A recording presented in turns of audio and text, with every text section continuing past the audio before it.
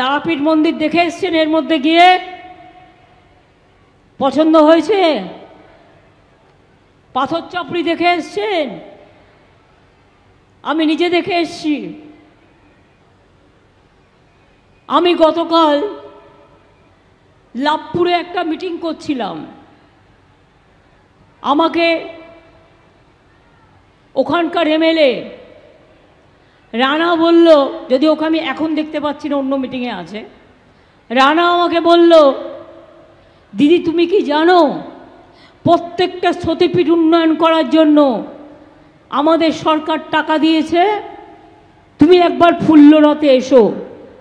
কীরকম আশ্চর্য দেখুন, মানুষের কাছে বক্তৃতা দিচ্ছি, দিতে দিতে বললাম আমি একটু বিশ্বাস করি, আমার মা ডাকলে আমি যাই, না ডাকলে যেতে পারি না। আমি বললাম মা যদি আমায় ডাকে আমি নির্বাচনের পরে নিশ্চয়ই সতীপীঠ আমি ফুল্লরা মন্দির ভিজিট করে যাব। কিন্তু কি আশ্চর্য, কালকে যখন আমি মিটিং থেকে নেমে হেলিকপ্টারে চড়ে বর্ধমানে যাব বলে তৈরি হচ্ছি, এ সময় রানা আমাকে বলল, দিদি ওই দেখো ফুল্লরা মন্দির। আমি বললাম কোথায়? বলল এই দেখো মিটিংয়ের ওই পাশটায়, তুমি সব করে দিয়েছো, সব উন্নয়ন করে দিয়েছো, একবার কি যাবে? আমি বললাম এত কাছে, তোমরা তো আমাকে বলোনি। আমার গায়ে কাটা দিচ্ছে একদম। আমি সঙ্গে সঙ্গে আর সিদ্ধান্ত নিতে দেরি করলাম না, এটা মায়ের ডাক, সঙ্গে সঙ্গে চলে গেলাম, ফুল্লরা মন্দির দর্শন করে এলাম এবং হৃদয়টা তৃপ্ত করে এলাম, আপনাদের সবার জন্যে প্রার্থনা করলাম, আমার দেখা হয়ে গেল। আমি তারাপীঠে প্রায় যাই। তারাপীঠ মন্দির ভোগঘর থেকে শুরু করে কি হয়নি, নন্দিকেশ্বরীও টাকা দেওয়া হয়েছে। কঙ্কালীতলা আমি 2-3 বার গেছিলাম, তাই কঙ্কালীতলাও আমি দেখেছিলাম, একটা পুকুর ছিল আর একটা মায়ের ছবি ছিল। কঙ্কালীতলাটাকেও পুকুরটাকে বাঁধিয়ে দিয়ে ভালো করে তৈরি করে দেওয়া হয়েছে।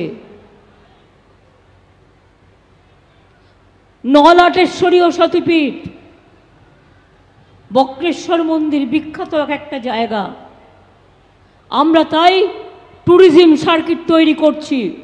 একদম বীরভূমের সতীপীঠগুলোকে নিয়ে বীরভূম, বাঁকুড়া, পুরুলিয়া, মুর্শিদাবাদ, যাতে সব মানুষদের আমরা দেখাতে নিয়ে আসতে পারি, আমরা ঘোরাতে পারি, এর প্রোগ্রামও চলছে।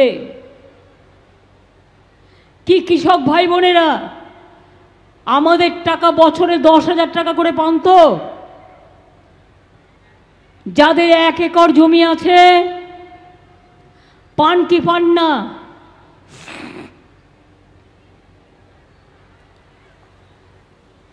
কৃষকরা কি এখানে উপস্থিত আছেন? যার 3 কাঠা জমি আছে সেও কিন্তু 4,000 টাকা পান। এটা কেন্দ্রের নয়, এটা আমাদের। ক্রপ ইন্স্যুরেন্স স্কিম, বিনা পয়সায় শস্য বীমা আমরা করে দিই, মোদি সরকার নয়।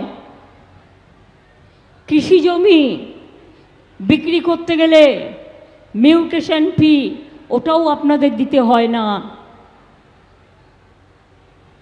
আজকে যে বিজেপি বড় বড় কথা বলছে আর বাংলার বদনাম করছে, আর বলছে বাংলা থেকে মমতা ব্যানার্জিকে হাঁটাও।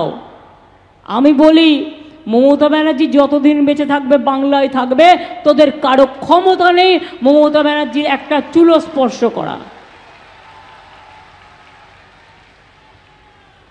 কিন্তু তোমরা, একটা ছোট্টবেলায় পড়েছিলাম আলীবাবা তার 40 চোর। বিজেপি পার্টির 2 জন নেতা আর সবাই ক্রেতা। 2 জন নেতা, একজনের নাম মধুবাবু আর একজনের নাম বিধুবাবু। আজকে সারা দেশটাকে লুট করে দিয়েছে। এ কথা আমি বললে দোষ হবে তো? যখন অর্থমন্ত্রীর স্বামী দাঁড়িয়ে বলেন যে দেশ লুট হয়ে গেল, দেশে আর কোনোদিনও নির্বাচন হবে না, এই মোদি যদি আসে একে হাঁটান, দেশ থেকে বাঁচান, যদি বাঁচতে চান ইমিডিয়েট হাঁটান। সব লুট করে নিয়েছে। নোটবন্দির সময় জনগণের টাকা লুট করেছে, কালো টাকা ফেরত আনবে বলে লুট করেছে, প্রত্যেকের অ্যাকাউন্টে 15 লাখ টাকা তো দেবে বলেছে, 1 পয়সাও দেয়নি। আর আজকে রোজ বিবৃতি দিচ্ছে আপনাদের নাকি বিনা পয়সায় গ্যাস দিচ্ছে, পাচ্ছেন কি মা বোনেরা? মোদি নাকি আপনাদের বিনা পয়সায় গ্যাস দিচ্ছে, রোজ বিজ্ঞাপন করে টিভিতে। মিথ্যেবাদী, মিথ্যে কথা বলে, जुमलाबाज। छी छी छी, क्या शर्म का बात, देश का प्रधानमंत्री करे जुमला का बात।